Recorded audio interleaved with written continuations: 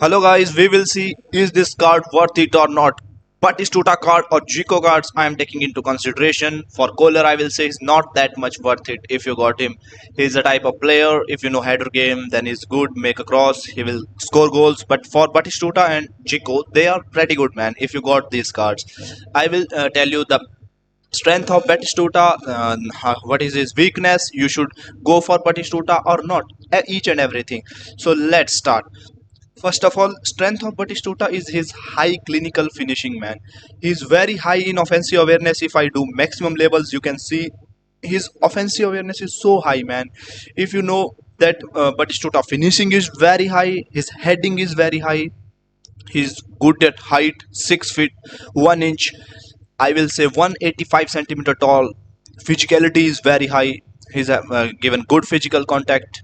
That's the strength of Batistuta card. But if you know his weakness, he has been given very less dribbling stats, tight possession. If you don't know how to play with such a player with low attributes in dribbling and tight possession, you should not go for this pack, I will say. Because if you got Batistuta, you will regret because of his very low dribbling and tight possession. And his pace is not that much great. His kicking power is good, I will say, but he's not that much nimble also, man.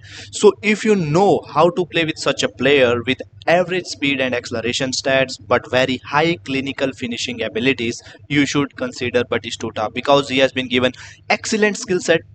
He has been given cut behind and turn, one touch pass, each and every finishing skill, knuckle shot, rising shot, long range shooting, perfect attributes in finishing ability. Now talking to the his best build, I will say decrease his finishing ability little bit. Decreases this attribute, I will say.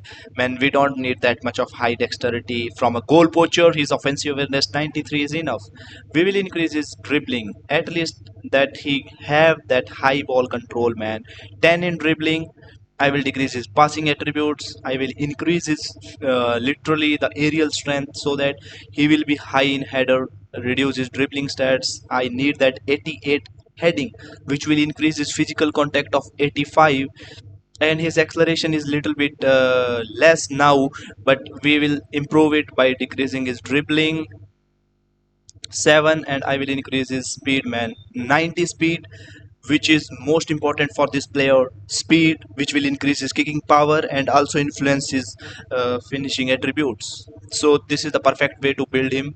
You can add some skills on him like double touch, which will make him more powerful. Now talking about Jico card, is it worth it or not? I will say his playing style is classic number 10, but Konami has improved classic number 10 play style.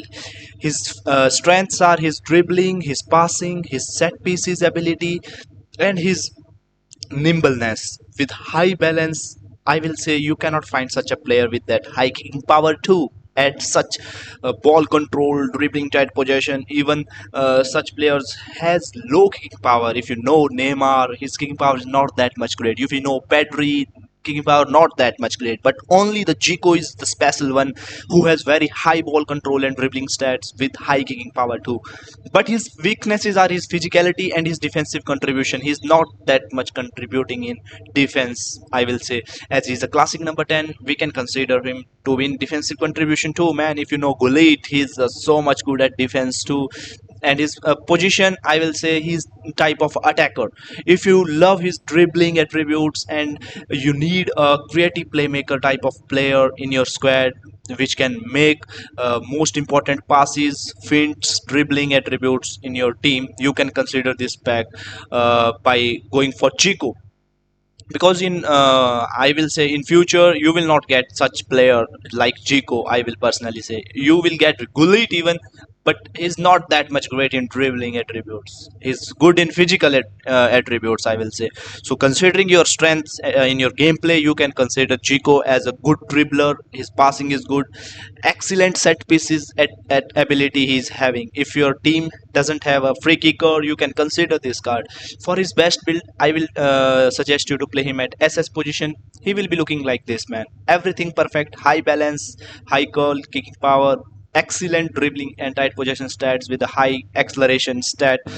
Kicking power is also good, offensive awareness is good, and his finishing is improved in this build too. You can try this build, and for his skills, he has been given perfect skill. Every pass, one touch pass, through pass, outside curler. You should add weight pass on him, and definitely long range shooting is the skill you should add on him.